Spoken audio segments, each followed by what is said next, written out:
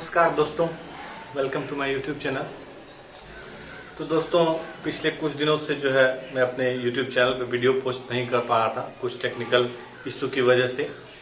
तो एक बार फिर से मैं उपस्थित हूँ आप लोगों के बीच अपने यूट्यूब चैनल पे। तो दोस्तों, अभी तक हमने रिलेशन फंक्शन चैप्टर पढ़ रखा है, ठीक है, और जो है ऑफलाइन क्लास में हम डिफरेंशिएशन भी पढ़ा दिए थे। तो अब हम लोग जो है एक बहुत ही महत्वपूर्ण चैप्टर को डिस्कस करने जा रहे हैं आज, जो कि जिसका नाम है इंटीग्रेशन। ठीक है, तो बिना समय लिए हम जो है स्टार्ट करते हैं। देखिए, तो हम लोग आज जो है बहुत ही महत्वपूर्ण चैप्टर है, इसको जो है बहुत अच्छे से पढ़ना है। चैप्टर का नाम है इंटीग्रेशन। चैप्टर का नाम है इंटीग्रेशन। देखिए, एकदम बेसिक से लेके हम चलते हैं ताकि आप लोग को समझने में कोई प्रॉब्लम नहीं हो। तो देखिए, डिफरेंशिएशन जो है अभी तक पढ़े थे हम लोग ऑफलाइन में। तो इंटीग्रेशन का डेफिनेशन हम लोग देखते हैं क्या है। देखिए, तो डिफरेंशिएशन का inverse process, just inverse differentiation अभी तक हम लोग पढ़े थे।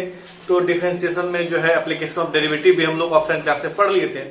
तो यहाँ इंटीग्रेशन में हम लोग क्या देख रहे हैं, तो देखिए इसका डेफिनेशन क्या है।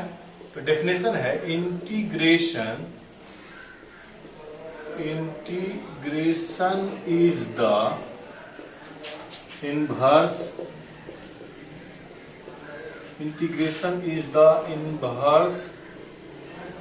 process of differentiation। अब ध्यान से समझना। देखिए, तो हम क्या लिखे हैं इंटीग्रेशन का डेफिनेशन। तो integration is the inverse process of differentiation, यानी डिफरेंशिएशन का जो है इनवर्स प्रोसेस, उल्टा प्रोसेस ही कहलाएगा आपको इंटीग्रेशन। ठीक है, तो अब देखिए इसको हम लोग सिंबल में कैसे लिखते हैं। तो इंटीग्रेशन का सिंबल होता है आपको ये, ठीक है। जैसे हम लोग डिफरेंशिएशन में देखते थे कि डिफरेंशिएशन में आपको या तो dy बाय dx लिख देते थे, f डैश x लिख देते थे, f डैश x लिख देते थे, या f डैश लिख देते थे, f1। इस तरह से हम लोग डिफरेंशिएशन करते थे। y डैश लिख देते थे, यहाँ पे y डैश y1, ठीक है, एक बार में y1 y2 y double dash, इस तरह से डिफरेंशिएशन लिखते थे। तो अब हम लोग पढ़ेंगे क्या चीज, इंटीग्रेशन। तो इंटीग्रेशन को इस सिंबल से डिनोट करते हैं। जैसे इंटीग्रेशन का कोई भी क्वेश्चन बनाएंगे तो ये क्वेश्चन रहेगा, मतलब समझ जाएंगे हम लोग इंटीग्रेशन। ठीक है, अब देखिए, अब हम लोग क्या करते हैं।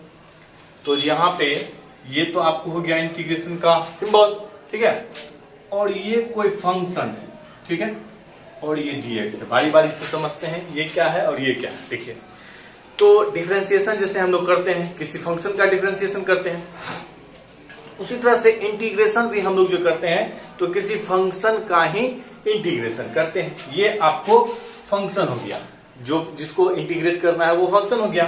इसको हम लोग बोलते हैं इंटीग्रांड, इसको बोलते हैं इंटीग्रांड, यानी जिस फंक्शन को हम लोग इंटीग्रेट करेंगे वही कहलाएगा इंटीग्रांड। और ये आपको हो गया इंटीग्रल या इंटीग्रेशन, इंटीग्रल, ठीक है। इंटीग्रल इंटीग्रेशन एक ही है। और ये x, ये जो आपको dx है, मतलब हो गया कि हम लोग जो है x के रिस्पेक्ट में इंटीग्रेट कर रहे हैं।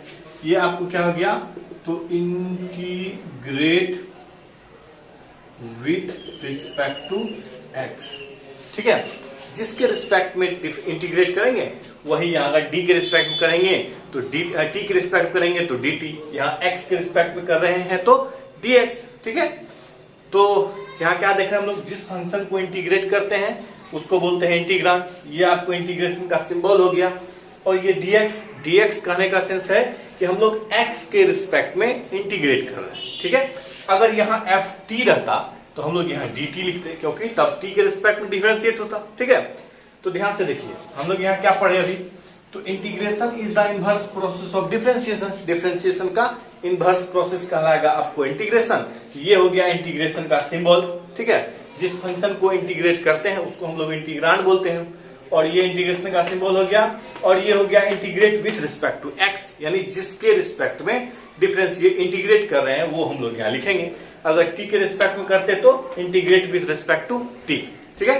तो ये था इंटीग्रेशन का आपको डेफिनेशन। अब टाइप्स ऑफ इंटीग्रेशन, तो हम लोग दो टाइप का इंटीग्रेशन क्वेश्चन जो हम लोग पढ़ेंगे, तो दो टाइप का इंटीग्रेशन का क्वेश्चन आएगा। एक आएगा इनडिफिनिट इंटीग्रल और एक आएगा डेफिनिट इंटीग्रल। तो सबसे पहले हम लोग देखते हैं इनडिफिनिट इंटीग्रल। इनडिफिनिट इंटीग्रल को सबसे पहले पढ़ते हैं, फिर डेफिनिट इंटीग्रल। ध्यान से देखिए, तो इनडिफिनिट इंटीग्रल या integration,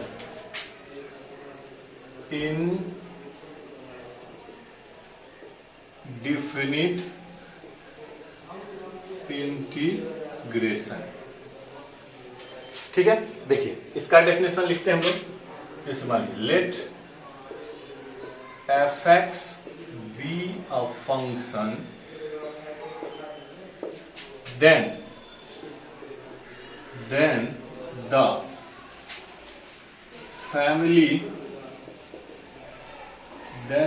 family of all its antiderivatives is called the indefinite integral of fx। अब इसको समझते हैं, इंटीग्रेशन किसको कहते हैं ये समझ लिया हम। अब दो टाइप का इंटीग्रेशन पढ़ना, एक इंडिफिनिट और एक डेफिनिट। तो सबसे पहले हम लोग इंडिफिनिट इंटीग्रेशन का डेफिनेशन समझते हैं। मान लीजिए हम लोग मान लिए एफ एक्स कोई एक फंक्शन, ठीक है। तो family of all it's anti derivative, anti मतलब हुआ उल्टा, डेरिवेटिव मतलब हुआ डिफरेंशिएशन, यानी कि एफ एक्स का एंटी डेरिवेटिव्स का जितना भी फैमिली होगा उस सब को हम लोग बोलेंगे इंडिफिनिट इंटीग्रल, इंटीग्रेशन या इंटीग्रल, ठीक है। तो अब हम लोग समझते हैं कि ये family of its all it's anti derivative हम क्यों लिखे फैमिली के बारे में। देखिए समझाते हैं आप लोग को। जैसे डिफरेंशिएशन का फॉर्मूला हम लोग जानते हैं कि differentiation of X to the power N, X के रिस्पेक्ट में ये होता है आपको N X to the power N minus one, ठीक है। तो अब हम लोग देखिए आपको समझाते हैं। जैसे कि मान लीजिए हम लोग डिफरेंशिएशन कर लिए एक्स क्यूब प्लस 100 एक्स के रिस्पेक्ट में, एक्स क्यूब प्लस 5 ये एक्स के रिस्पेक्ट में। इसको अगर डिफरेंशिएट करें हम लोग तो इसका डिफरेंशिएशन आपको कितना हो जाएगा, एक्स क्यूब का डिफरेंशिएशन हो गया 3x² और 100 क्या है, कांस्टेंट है, तो कांस्टेंट का डिफरेंशिएशन 0 यानी कितना हो गया 3x², ठीक है। इसका डिफरेंशिएशन 3x² हो गया। अब इसका करते हैं तो देखिए एक्स क्यू का तो 3x² और 5 का 0 यानी 3x², ठीक है। देखिए तो हम लोग क्या देख रहे हैं, फंक्शन यहाँ अलग अलग है लेकिन डिफरेंशिएशन दोनों का सेम ना गया, ठीक है। तो इंटीग्रेशन क्या है, उल्टा प्रोसेस, यानी अगर इस फंक्शन का डिफरेंशिएशन ये आया, इस फंक्शन का अगर डिफरेंशिएशन ये आया तो इसका इंटीग्रेशन ये होना चाहिए, क्योंकि दोनों एक दूसरे का उल्टा। इसका डिफरेंशिएशन ये तो इसका इंटीग्रेशन ये होना चाहिए। अब हम लोग अगर इसका इंटीग्रेशन करते हैं, करके देखते हैं, अगर इतना आ गया तो सही हो जाएगा, ठीक है। ध्यान से देखिए, तो ये था डिफरेंशिएशन का formula X to the power N का, और इंटीग्रेशन का इसका फॉर्मूला हम लिख देते हैं, फिर डिटेल में समझाएंगे। यहाँ सिर्फ हम ये बता रहे हैं आपको इंडिफिनिट इंटीग्रेशन क्या है, ठीक है। तो मान लीजिए integration of X to the power N dx, इसका होता है एक्स पे power n plus 1 divided by n plus 1, ठीक है। तो ध्यान से समझिए क्या है यहाँ। तो डिफरेंशिएशन हम लोग क्या देखें, तो n x पे पावर n माइनस 1, इंटीग्रेशन में क्या हो जाता है x पे power n plus 1 divided by n plus 1, और इसमें plus constant of integration c आता है। यही आप लोग को हम समझा रहे हैं अभी, ये कांस्टेंट ऑफ इंटीग्रेशन क्यों आता है, ठीक है। तो देखिए अब यहाँ हम बता रहे हैं कि कांस्टेंट ऑफ इंटीग्रेशन क्यों आता है, ठीक है। वीडियो को पॉज करके आप लोग नोट डाउन कर लीजिएगा इसको, ठीक है। अब देखिए यहाँ पे हम बताते हैं आप लोग को इसमें कांस्टेंट ऑफ इंटीग्रेशन क्यों लिखते हैं हम लोग इनडिफिनिट इंटीग्रेशन। चलिए देखिए, तो हम क्या बताए आपको कि इसका डिफरेंशिएशन ये आया तो इसका इंटीग्रेशन ये आना चाहिए। तो हम इंटीग्रेशन करके देख लेते हैं। मान लीजिए इंटीग्रेशन ऑफ 3x² और dx, ठीक है। तो 3 तो कांस्टेंट है, कांस्टेंट हम लोग कहाँ निकाल लेते हैं, कांस्टेंट आ जाता है बाहर, तो ये कांस्टेंट 3 बाहर आ गया, यहाँ आ गया x² और dx, ठीक है। अब इसके अकॉर्डिंग फॉर्मूला लिखेंगे, तो 3 इंटू एक्स पे power 2 plus 1 divided bye 2 plus 1, ठीक है, और प्लस कांस्टेंट ऑफ इंटीग्रेशन। फिर यहां से देखिए, यहां गया 3 into x cube divide by 3 3 cancel plus c. अब हम लोग यहाँ क्या देख रहे हैं, तो हम लोग को आ गया क्या चीज, तो एक्स क्यूब और प्लस सी। ध्यान दीजिए बताते हैं। तो हम लोग यहाँ क्या देख रहे थे कि इसका जब हम लोग इसका डिफरेंशिएशन 3x² आ गया, लेकिन 3x² का इंटीग्रेशन क्या आया है, एक्स क्यूब, ठीक है, लेकिन यहाँ तो 100 भी था, ठीक है। अब इसमें भी अगर हम लोग इसका इंटीग्रेशन करेंगे 3x² का, तो एक्स क्यू ही आएगा, लेकिन हम लोग को 100 और प्लस 5, यहाँ प्लस 100 है प्लस 5 है, वो तो नहीं आया। तो बस उसी कांस्टेंट की पूर्ति के लिए हम लोग इस कांस्टेंट ऑफ इंटीग्रेशन का यूज करते हैं, ताकि कोई भी कांस्टेंट, मान लीजिए यहाँ सिर्फ 100 और 5 ही लिखे, हम बहुत सारा कांस्टेंट लिख सकते हैं, लेकिन डिफरेंशिएशन तो उतने आएगा 3x²। तो बस उस कांस्टेंट की पूर्ति के लिए हम लोग इस c का यूज करते हैं, जिसको हम लोग कांस्टेंट ऑफ इंटीग्रेशन बोलते हैं। तो इस बात को आप लोग याद रखिएगा कि जब भी हम लोग इंडिफिनिट इंटीग्रेशन का क्वेश्चन बनाएंगे, उसमें कांस्टेंट ऑफ इंटीग्रेशन हम लोग हमेशा यूज करेंगे, ठीक है। जो कोई भी क्वेश्चन इंडिफिनिट इंटीग्रेशन का बनाएंगे, उसमें कांस्टेंट ऑफ इंटीग्रेशन का यूज होगा ही होगा, ठीक है। तो अभी हम लोग क्या समझे कि इंटीग्रेशन का डेफिनेशन समझे, ठीक है। टाइप्स ऑफ इंटीग्रेशन में हम लोग क्या समझे, तो इंडिफिनिट इंटीग्रेशन के बारे में समझे कि इसमें कांस्टेंट ऑफ इंटीग्रेशन क्यों आता, ठीक है। अब जो भी क्वेश्चन बनाएंगे उसमें कांस्टेंट ऑफ इंटीग्रेशन आएगा, तो आप लोग को कंफ्यूजन नहीं होगा कि कांस्टेंट ऑफ इंटीग्रेशन क्यों आ रहा है, ठीक है। तो अब हम लोग जो है इसके फॉर्मूला को थोड़ा अब समझते हैं कि बहुत सारा इसमें फॉर्मूला है इंटीग्रेशन में। मैथमेटिक्स में हर चैप्टर में कुछ ना कुछ फॉर्मूला होता है, उसी तरह इंटीग्रेशन में भी कुछ फॉर्मूला है। उस फॉर्मूला को हम लोग देखते हैं, और उस फॉर्मूला को देखने के बाद फिर हम लोग चैप्टर स्टार्ट करेंगे, ठीक है। तो देखिए उस फॉर्मूला को हम लोग देखते हैं।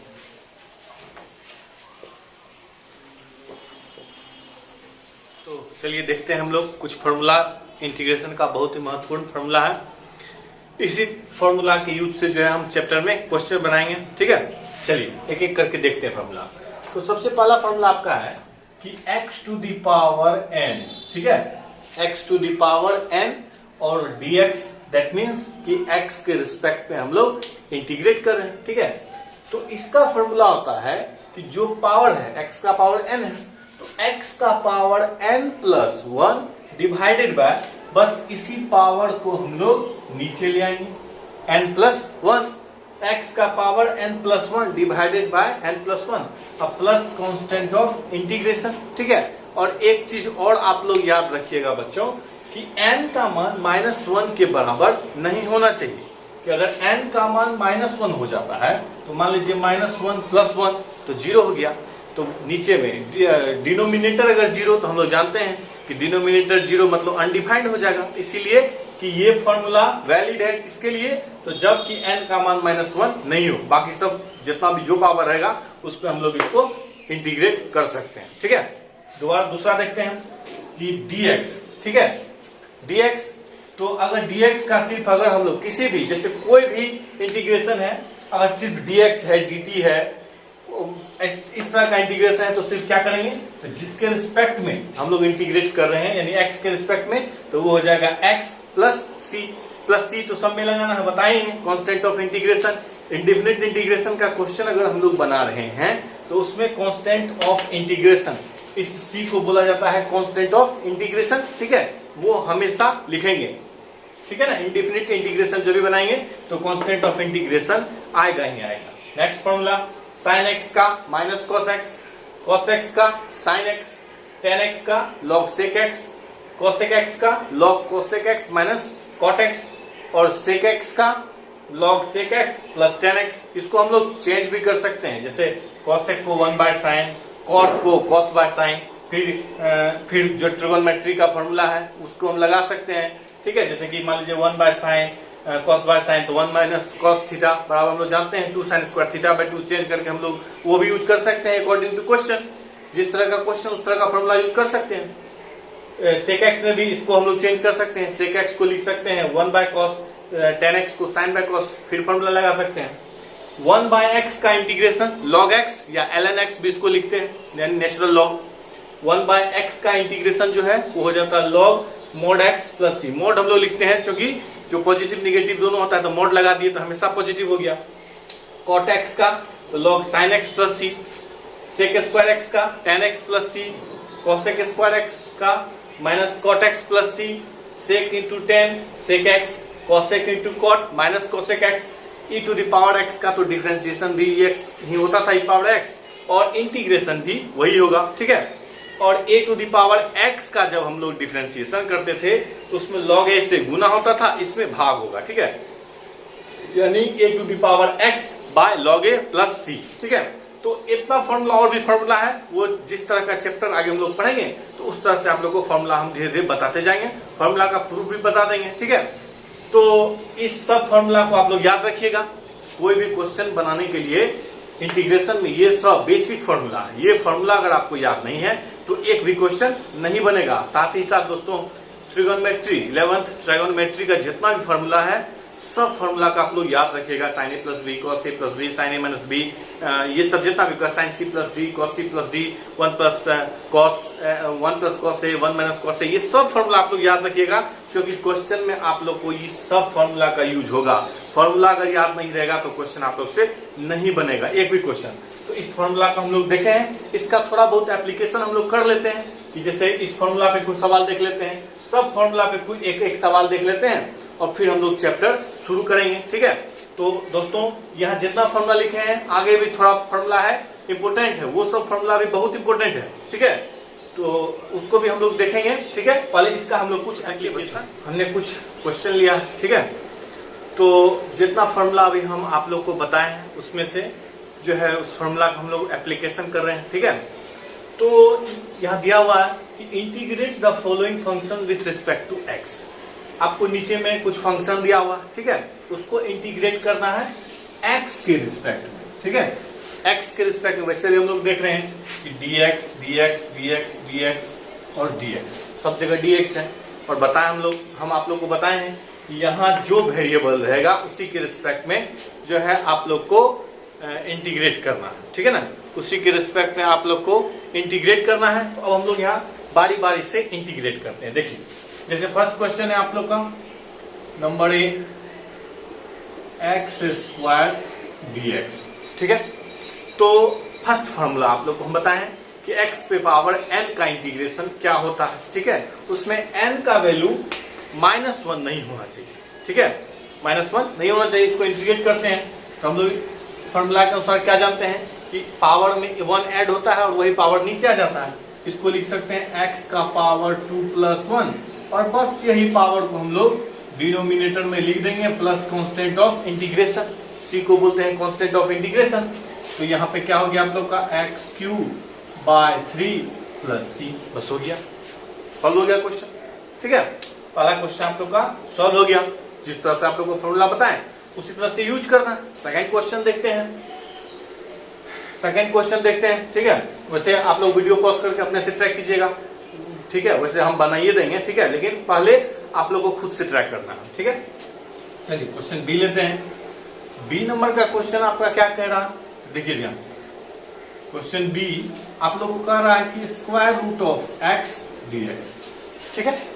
तो देखिए हम डायरेक्ट इसको इंटीग्रेट अभी नहीं कर सकते हैं, पहले पावर। तो हम लोग क्या जानते हैं कि रूट का मतलब होता है हाफ पावर, पावर बदल देते हैं इसको हम लोग लिख सकते हैं x का पावर 1/2 और dx। अब पावर में आ गया x का पावर n, अब इसको हम लोग लिख सकते हैं x का पावर 1/2 + 1, वही पावर नीचे आ गया +1 प्लस कांस्टेंट ऑफ इंटीग्रेशन नहीं भूलना है इंडेफिनिट इंटीग्रेशन में, ठीक है। तो आपको यहाँ क्या हो गया, x का पावर ये हो जाएगा आपको कितना, तो 2 और 1 यानी 3/2 और नीचे में भी हो गया 3/2 + c, ठीक है। अब इसको ऊपर लेके चले जाएंगे तो 2/3 हो जाएगा, यानी इसको हम लोग लिख सकते हैं 2/3 x का power 3/2 plus constant of integration. हो गया सॉल्व, सिंपल है, ज्यादा कुछ दिमाग नहीं लगाना। अगर फॉर्मूला आपको दिख रहा है तो डायरेक्ट सेट कीजिए, अगर नहीं दिख रहा है तो पहले फंक्शन को उस फॉर्मूला पे लाइए फिर फॉर्मूला सेट कर दीजिए, ठीक है। थर्ड क्वेश्चन लेते हैं आपका बी देख लिए हम लोग। थर्ड क्वेश्चन आपका क्या कर रहा है, क्वेश्चन सी नंबर में आपको डायरेक्ट पावर दिया हुआ है x का पावर 2/3 dx, ठीक है। तो यहां तो हम लोग डायरेक्ट यूज कर सकते हैं कि x का power 2/3 plus 1 divided bye 2/3 plus 1 plus constant of integration. Direct अगर करते हैं हम लोग 3 और 2 5 ऊपर चला गया, ये हो गया 3/5 और x का पावर कितना हो जाएगा 5/3 plus constant of integration. Simple है दोस्तों, बहुत सिंपल है, ठीक है। और बहुत बेसिक से लेके हम चले हैं ताकि आप लोगों को समझने में कहीं कोई कठिनाई नहीं हो। अगर बाय द वे अगर कठिनाई हो तो आप कमेंट बॉक्स में कर सकते हैं मैसेज कि सर हमको यहाँ दिक्कत हो रहा है, ठीक है। तो हम उस चीज को दूर करने का प्रयास करेंगे जहां तक संभव हो सके हमसे, ठीक है। तो चलिए सी देख लिए, अब आते हैं क्वेश्चन डी पे। क्वेश्चन नंबर डी में देखिए दोस्तों, यहाँ है आपको इंटीग्रेशन ऑफ 5 dx, ठीक है। तो सबसे पहले तो कांस्टेंट को बाहर कर दीजिए, इंटीग्रेशन हो डिफरेंशिएशन हो, सबसे पहला अगर कांस्टेंट है तो कांस्टेंट को बाहर। ये कांस्टेंट आपका बाहर आ गया, यहाँ 5 और ये हो गया dx, ठीक है। अब हम लोग dx का इंटीग्रेशन x होता है जानते हैं, तो 5x plus constant of integration, simple सा है, कहीं कोई परेशानी आप लोग को नहीं होनी चाहिए, ठीक है। क्वेश्चन लास्ट 5 नंबर का क्वेश्चन ई नंबर का लेते हैं, ठीक है। देखिए ई नंबर का क्वेश्चन, तो ई नंबर में आपको है 5x dx, फिर से कांस्टेंट बाहर x dx, ठीक है। 5 इंटू एक्स का पावर कितना देख रहे हैं हम लोग 1, क्या कर देंगे x का power 1 plus 1 divided bye 1 plus 1 plus constant of integration, तो 5 इंटू यहाँ हो गया x square by 2 plus c, इसको ऐसे लिख सकते हैं हम लोग 5/2 x square plus constant of integration. तो हमको लगता है कि बच्चा आप लोग को समझ में आ गया होगा, ठीक है। तो इस तरह से आप लोग क्वेश्चन बनाइएगा, ठीक है। जितना भी क्वेश्चन होगा आप लोग क्वेश्चन बनाइएगा, ठीक है। तो ये था आप लोग का, आज हम क्या क्या बताया आप लोग को, इंटीग्रेशन का डेफिनेशन, ठीक है। और टाइप्स ऑफ इंटीग्रेशन में अभी हम लोग पहले इंडिफिनिट इंटीग्रेशन पढ़ेंगे, ठीक है। उसके बाद डिफिनिट इंटीग्रेशन पढ़ेंगे, ठीक है। तो इंडिफिनिट इंटीग्रेशन आप लोगों को पता है उसका डेफिनेशन, ठीक है। उसके बाद इंडिफिनिट इंटीग्रेशन में कांस्टेंट ऑफ इंटीग्रेशन c क्यों हम लोग जोड़ते हैं, जरूरी नहीं है कि c के भी जोड़ सकते हैं, ठीक है। लेकिन कांस्टेंट है तो इसको c से डायरेक्ट लिखा जाता है जनरली, ठीक है। तो यहाँ पे हम लोग कांस्टेंट ऑफ इंटीग्रेशन ऐड इसीलिए करते हैं, ठीक है ना। फैमिली ऑफ जो बता रहे थे आप लोग को इंडिफिनिट इंटीग्रेशन, ठीक है। उसके बाद हम लोग पढ़े फॉर्मूला कुछ पढ़े हैं और उस फॉर्मूला का हम लोग एप्लीकेशन किए हैं, ठीक है। उस फॉर्मूला का आप लोग को एप्लीकेशन करके बता दिए हैं। और आप लोग क्वेश्चन जो है बुक से बनाइएगा, क्लास 12 एनसीईआरटी आप लोग को बता देते हैं, देख लीजिए कहां से आप लोग को बनाना है। ध्यान से देखिए, आप लोग का एक्सरसाइज 7.1 से लेके 7.7 तक इंडिफिनिट इंटीग्रेशन है, ध्यान से देख लीजिए। एनसीईआरटी में 7.1 से लेके 7.7 तक इंडिफिनिट इंटीग्रेशन है, ठीक है। जिसमें एक्सरसाइज 7.1 में जो है आप लोग 7.1 से बनाना शुरू कीजिएगा, ठीक है। 7.1 से बनाना शुरू कीजिएगा और हम फिर जो है नेक्स्ट वीडियो में, आपका जो नेक्स्ट वीडियो होगा उसमें हम लोग एक्सरसाइज 7.1 को देखेंगे। अभी हम लोग फार्मूला का एप्लीकेशन कर रहे हैं, एक दो एप्लीकेशन आप लोग को और बता देते हैं, देखिए वैसे आप लोग ट्राई कीजिएगा 7.1 से। देखिए जैसे आप लोग को क्वेश्चन आ गया इस तरह का, मान लीजिए है sin 2x dx। अब देखिए इसको हम लोग को बनाना है, जैसे डिफरेंशिएशन, पहले डिफरेंशिएशन से इसको रिलेट करके बताते हैं। जैसे कि हम लोग पढ़ते थे कि मान लीजिए differentiation of sin 2x x के रिस्पेक्ट में, उल्टा प्रोसेस है, इसीलिए पहले इसको समझाते हैं फिर ये समझेंगे। देखिए तो हम लोग क्या करते थे, sin x का डिफरेंशिएशन क्या होता है cos x, तो cos ऑफ 2x, ठीक है। और 2x का डिफरेंशिएशन क्या हो जाता है, कांस्टेंट बाहर, x का डिफरेंशिएशन 1, यानी हो गया आपको 2, यानी 2 cos 2x, ये होता था डिफरेंशिएशन। इंटीग्रेशन में उल्टा होगा, इसमें गुना हुआ तो इसमें भाग होगा, ठीक है ना। यानी यहाँ 2 से हम लोग मल्टीप्लाई किए हैं डिफरेंशिएशन में, तो इंटीग्रेशन में 2 से डिवीजन होगा। पहले फॉर्मूला लिख देते हैं, sin x का फॉर्मूला हम लोग जानते हैं। sin x का फॉर्मूला हम लोग क्या जानते हैं, तो माइनस होता है इंटीग्रेशन में, डिफरेंशिएशन में प्लस और इंटीग्रेशन में माइनस। यहां गया माइनस ऑफ कॉस 2x और 2 से divide plus constant of integration. बात आ रहा समझ में? जैसे मान लीजिए आपको आ गया इस तरह का इंटीग्रेशन, मान लीजिए आ गया tan स्क्वायर एक्स dx। इसको कैसे करेंगे? tan स्क्वायर एक्स का तो फॉर्मूला लिखा है नहीं है, लेकिन sec स्क्वायर एक्स का फॉर्मूला लिखा है, इस चीज को ध्यान में रखिएगा। तो tan स्क्वायर एक्स को हम लोग बदल देंगे sec स्क्वायर एक्स और -1 हम लोग फॉर्मूला इसका जानते हैं, ठीक है। tan स्क्वायर एक्स को हम लोग क्या लिख सकते हैं? sec square x -1। अब आसानी से हो जाएगा, देखिए इसको हम लोग ऐसे भी लिख सकते हैं कि sec स्क्वायर एक्स dx -1 यानी dx लिख दिए, ठीक है। अब देखिए तो sec स्क्वायर एक्स का क्या हो जाता है? Integration tan x minus dx का x plus constant of integration, ठीक है। तो अब ये मत यहाँ जो है आप लोग को ये हम जान के बता दिए ताकि क्वेश्चन में आ जाए तो ये मत बोलिएगा कि सर हम लोग को tan स्क्वायर एक्स का फॉर्मूला नहीं लिखा है, ठीक है ना। तो tan स्क्वायर एक्स का इंटीग्रेशन अगर पूछा गया तो पहले इसको sec स्क्वायर एक्स -1 में बदल देंगे, अब तो इंटीग्रेशन आसानी से हो जाएगा, ठीक है। और इस चीज को याद रखिएगा, एंगल में अगर एंगल में कोनो चीज से कोई भी कांस्टेंट से अगर गुना है तो इंटीग्रेशन करेंगे तो डिवाइड हो जाएगा, डिफरेंशिएशन करेंगे तो मल्टीप्लाई हो जाएगा। ये आप लोग जानते हैं भली बात, ठीक है। तो हम लोग क्या देखें, जितना भी आपको इंटीग्रेशन का फॉर्मूला लिखाए हैं उसका कुछ एप्लीकेशन कर लिए। अब हम लोग जो है नेक्स्ट वीडियो में, ठीक है, नेक्स्ट वीडियो जो आपका होगा वो हम लोग पढ़ेंगे एक्सरसाइज 7.1, ठीक है। इंटीग्रेशन का लेक्चर 2 में आप लोग को हम बताएंगे NCERT class 12 exercise 7.1 question number 1 से लेके लास्ट तक हम लोग डील करेंगे, ठीक है। तो दोस्तों अभी जो हम आप लोग को फॉर्मूला बताए हैं, डेफिनेशन बताए हैं, इसको आप ध्यान से जो है नोट कर लीजिएगा, ठीक है। नोट करके अच्छे से देख लीजिएगा और आप लोग से अगर क्वेश्चन बने पहले अपने से ट्राई करना। देखिए मैथमेटिक्स क्या है, ये कोई भी सब्जेक्ट है, पढ़ाई में आप लोग को कोई भी सब्जेक्ट है तो पढ़ना आपको खुद से ही पड़ेगा, ठीक है। हम सिर्फ आप लोग को रास्ता दिखाएंगे, चलना आप लोग को खुद है, ठीक है। तो इसीलिए आप लोग को फॉर्मूला बता दिए, एप्लीकेशन बता दिए, जितना भी आप लोग को बेसिक चीज था वो उस चीज का जानकारी आप लोग को मिल चुका है। अब आप लोग एक्सरसाइज 7.1 निकाल के बनाना शुरू कीजिएगा। उसमें जो है शुरू में 4-5 क्वेश्चन इंस्पेक्शन मेथड पे है, ठीक है। वो उतना इंपोर्टेंट नहीं है, बोर्ड एग्जाम में जनरली नहीं पूछा जाता है वो चीज, लेकिन हम बता देंगे वो। अगर आप लोग वैसे बना लीजिएगा, आप लोग जनरल मेथड से ही बनाइएगा, फिर जो है हम जो है एक्सरसाइज 7.1 का हम जब वीडियो डालेंगे लेक्चर 2 में, उसमें आप लोग को डिटेल में समझा देंगे इंस्पेक्शन मेथड से किस तरह इंटीग्रेट करते हैं, ठीक है। तो इस तरह से हम लोग inspection method, substitution method, by parts, partial fraction, इसको हम लोग बारी बारी से देखेंगे, ठीक है। तो आज के वीडियो में इतना ही दोस्तों, बाय बाय।